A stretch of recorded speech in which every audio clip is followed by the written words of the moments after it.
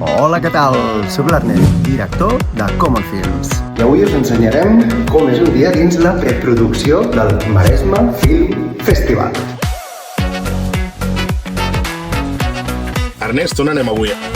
Doncs estem anant cap a Mataró, que tenim una reunió bastant xula amb l'Ajuntament de Mataró. Com es presenta, Albert? Bé, anem a veure la regidoria de Cultura i sembla que estan interessats en entrar al Maresme Film Festival. Estem entrant a la reunió amb la regidora de Cultura de Mataró. I ara, si voleu, ens podeu acompanyar a una reunió del Maresme Film Festival. Encara queden uns mesos pel festival d'aquest any, però ja comencem a preparar-ho tot perquè això ja arriba.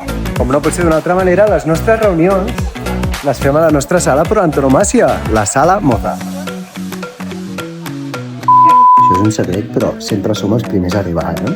Aquí tenim en Joan Armengol, un dels fundadors del festival. Hola a tothom! Com anem?